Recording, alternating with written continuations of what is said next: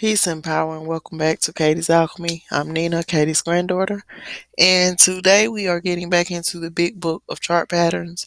We are on chart patterns 45 triangles descending and 46 triangles symmetrical. And so let's get right into it. Directional bias is bearish, pattern type continuation. Pattern description: this pattern occurs within a downtrend and consists of equal lows and falling highs, forming a triangle. The pattern should break out within 2/3 to 3/4 of the way to the apex of the triangle. Volume description: the volume declines throughout the triangle formation and expands on the breakout. Breakout confirmation: the confirmation for this pattern is a close below the lows on above average volume. Measuring technique: subtract the height of the lows and highest high of the pattern, and then subtract this amount from the breakout level.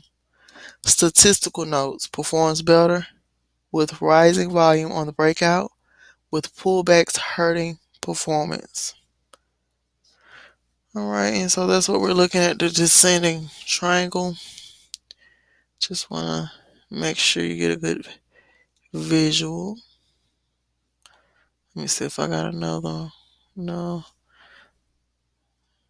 So this is descending triangle. And again, this is a bearish continuation. It lets you know that it's going to continue to sell. Alright, y'all. So we're going to move on to pattern 46. Triangles symmetrical. And so here we are. Directional bias, bullish or bearish. Pattern type, continuation or reversal. Pattern description: a symmetrical triangle is a non-directional pattern that can result in either a bullish or bearish breakout. This pattern consists of lower highs and higher lows, forming a triangle. The pattern should break out within 2/3 to 3/4 of the way to the apex of the triangle.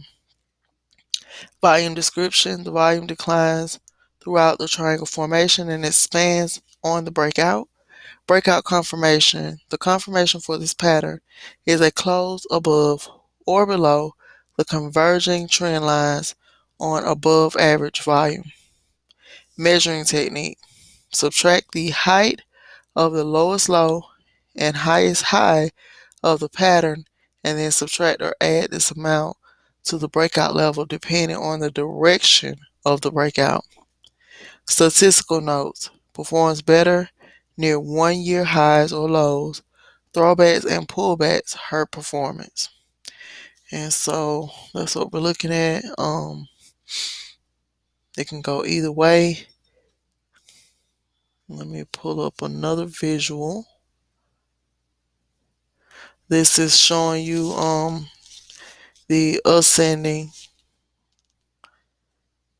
Well, this is showing you the example, because it can go either way. But this is what it will look like. It'll either break below support or above resistance. All right, y'all. I hope this is helping. Peace and power.